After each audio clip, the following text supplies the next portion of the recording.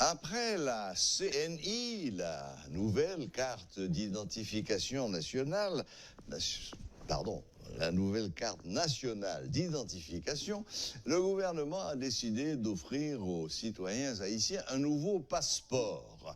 Pour en parler, nous avons avec nous en visioconférence ce soir M. Peterson Noël, ancien ambassadeur d'Haïti auprès de la CARICOM. Bonsoir, M. Noël. Bonsoir Radio Télémétropole. C'est un plaisir d'être avec vous ce soir. Bon, donc, nouveau passeport. Qu'est-ce qui caractérise ce nouveau passeport et pourquoi cette urgence? Bon, est-ce qu'on peut dire que c'est un nouveau passeport? Moi-même, je dirais non. C'est juste, il y a des informations nouvelles qui ont été ajoutées au passeport. C'est juste pour se mettre au pas et concernant notre intégration à la communauté de la Caraïbe et la CARICOM. Maintenant, comme vous le savez, Haïti a intégré la communauté de la Caraïbe en 2002. On a ratifié le traité publié dans le journal Le Moniteur. Et après, il y a d'autres étapes techniques que le gouvernement, et peu importe le gouvernement, doit entreprendre afin que la population, du moins les acteurs, puissent bénéficier véritablement de toutes les dispositions du traité. Notamment la libre circulation des personnes, la libre circulation des marchandises et la libre circulation des capitaux. J'imagine qu'il s'agit d'un passeport qui est plus sécurisé que l'ancien. Qu'est-ce qu'il y a comme... Bon, là, du point de vue technique, je ne vais pas... je ne sais pas trop du point de vue technique ce qui a trait et les spécificités techniques de sécurité, tout ça. Mais je sais, au niveau de la région, au niveau de la CARICOM, et les gens s'identifient comme des citoyens de la CARICOM. Et avec le passeport nous dit automatiquement, par exemple, si on arrive aux États-Unis ou du moins si on arrive en Europe, et le passeport vous dit que vous êtes un citoyen de la Caraïbe ou un citoyen de la communauté de la Caraïbe. Oui. Mais maintenant, le gros débat, et puisque je peux anticiper, c'est la fameuse question de la libre circulation des personnes. Et je veux mettre un bémol dans le traité. Et il y a deux aspects dans le traité qui traitent la circulation des personnes. Il y a d'abord la libre circulation des personnes qualifiées. Ça veut dire que les journalistes, les économistes, les universitaires, les sportifs et tout ça, et ces gens-là, dès qu'on sera prêt, on aura la possibilité de migrer dans n'importe quel pays de la CARICOM sans avoir aucune autorisation, sans avoir besoin de permis de travail, en d'autres termes. Mais également, il y a la possibilité pour les citoyens de la CARICOM puissent voyager sans visa. C'est la libre circulation tout court. Et c'est bien spécifié dans le traité Chagarama, à l'article 7, qui dit qu'aucun pays ne doit pratiquer de discrimination sur la base de la nationalité. Mais malheureusement, dans la réalité, c'est tout autre chose, puisqu'il y a beaucoup de pays, notamment la Barbade, Trinidad et même la Jamaïque, qui pratiquent des formes de discrimination envers les pays les plus pauvres, notamment Guyana et Haïti, par exemple. Mais il faut faire cette différence. Il y a la possibilité de voyager pour un court séjour. Normalement, le traité interdit toute forme de discrimination. Et la possibilité de migrer vers un pays de la CARICOM, et ça concerne surtout les personnes qualifiées, les universitaires, les sportifs, etc. Bon, je vous ai bien entendu, mais qu'est-ce qu'on entend exactement par personnes qualifiées et qui qualifie ces gens-là? Bon, au niveau dans le traité, c'est clairement mentionné, il revient au ministère des Affaires étrangères des pays membres d'émettre ce certificat. Ça veut dire que dès que le ministère des Affaires étrangères à Port-au-Prince vous dit que vous êtes universitaire, ça veut dire que le certificat émis par le ministère des Affaires étrangères remplace automatiquement le permis de travail de n'importe quel pays de la Caraïbe. Donc c'est un document... Si vous voulez... Oui, je dis, c'est un document qui s'ajoute au passeport, alors. Non, il y a deux aspects. On a la possibilité de voyager, aller dans n'importe quel pays.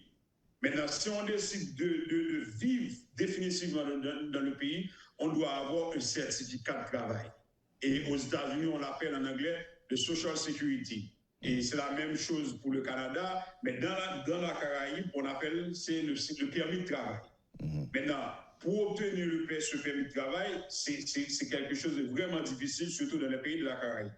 Mais maintenant, étant donné qu'on est membre, et le traité prédit que n'importe quel citoyen peut décider à n'importe quel moment d'aller vivre dans n'importe quel pays de la CARICOM dès que ce citoyen ait en main le certificat et l'autorisant à le faire.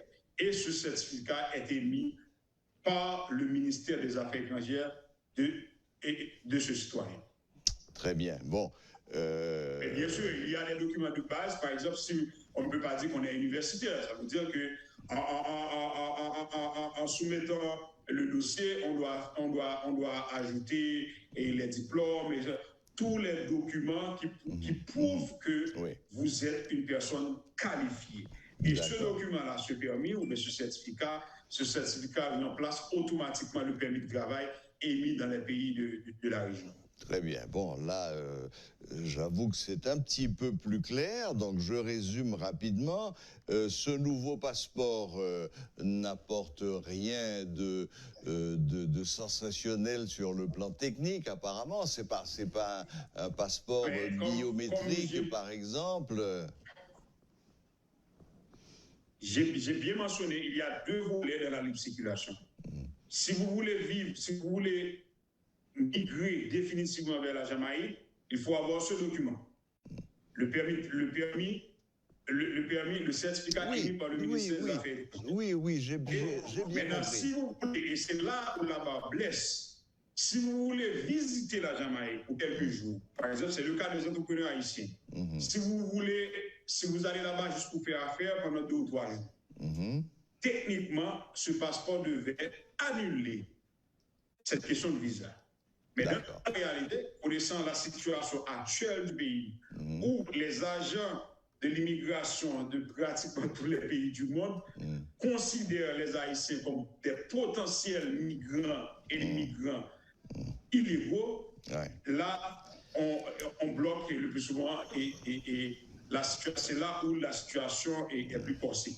Oui. Par exemple, c'est le cas de la Barbade, je me rappelle, il y a 2 ans, la Barbade avait appliqué l'article 7 du traité disant qu'il ne faut pas pratiquer la discrimination. Et ce qui s'est passé au bout d'un an, le gouvernement de la Barbade a dû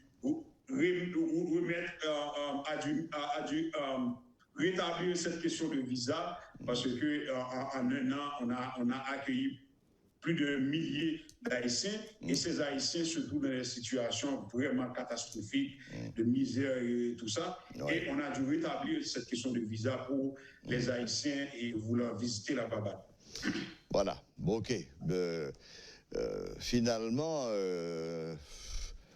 à l'occasion de ce nouveau passeport qui est censé éliminer l'obligation de faire une demande de visa, si j'ai bien compris, nous allons quand même avoir 2 catégories d'Haïtiens. Nous avons les Haïtiens qui auront le nouveau passeport et qui seront exempts de visa s'ils vont pour une simple visite, et il y aura la catégorie des Haïtiens qualifiés, qui sont qualifiés par, je reprends ce que vous avez expliqué, qualifiés par le ministre des Affaires étrangères haïtien. Non, mais ça, c'est pour... Mais maintenant, ça existe dans pratiquement tous les pays. Les Européens peuvent voyager en Amérique ou aux États-Unis sans visa.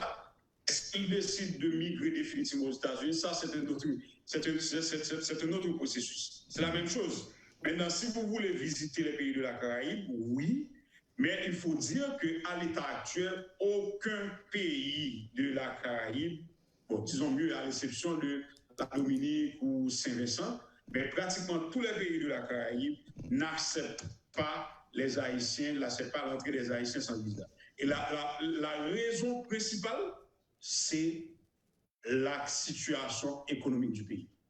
Oui. Parce que Bien. dès qu'on est dans une situation de pauvreté absolue, et par exemple, on est haïtien, lorsque vous allez à l'aéroport de son ouverture, on voit cette ligne des gens qui partent vers l'Amérique centrale, vers l'Amérique du Sud, tout ça.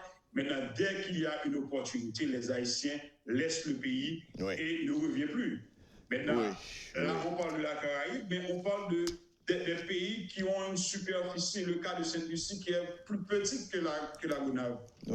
On parle de la Barbade qui a une superficie, disons, égale à la Gonave. Ça veut dire que ces gens, bien qu'ils sont riches, la Barbade a un revenu per capita équivalent aux pays développés, mais du point de vue démographique, du point de vue espace, ils n'ont pas la capacité d'accueillir autant d'Haïtiens. Vous imaginez, c'est une population de 300 000, ça veut dire que c'est moins que Cité Soleil. Ils n'ont pas les moyens d'accueillir ces gens. Oui, moins que Cité Soleil. Bon, oui, monsieur Peterson Noël, donc on espère, on va voir si ce nouveau passeport va un petit peu arranger les choses du côté des visas, mais enfin, apparemment... non, le passeport ne va rien arranger.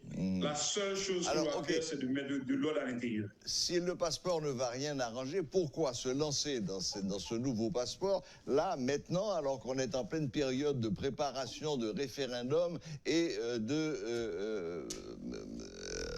le passeport, c'est pas une décision. Cette décision de mettre ce passeport, c'est pas une décision du gouvernement actuel. C'est un engagement pris par l'État haïtien depuis 2002, depuis l'intégration d'Haïti à la CARICOM. Maintenant, on est obligé de le faire. Maintenant, cette question d'ouverture, d'élimination de visas par les autres pays, il revient au gouvernement haïtien de travailler avec ces pays, mais il faut mettre de l'ordre à l'intérieur. D'accord. Maintenant, regardez, on est devenu, en 5 ans, on est devenu beaucoup plus pauvre qu'avant. Il y a 5 ans, on avait 2 millions de personnes vivant dans une situation de vulnérabilité, de pauvreté, etc. Aujourd'hui, on est passé à 4 millions. On est le seul pays à régresser avec une rapidité et avec une rapidité pareille. Là, et lorsque les autres pays, du moins les ministres de l'économie ou les ministres des Affaires étrangères des autres pays lisent ces rapports, ils vont durcir leur position et interdire l'entrée des Haïtiens. Et peu importe leur statut. Bien sûr, tout cela est bien compréhensible. Donc, merci, Monsieur Peterson Noël, de ces explications, de ces éclaircissements. Donc, finalement, le nouveau passeport sera frappé de 2 C. En fait, c'est comme pour l'Union européenne.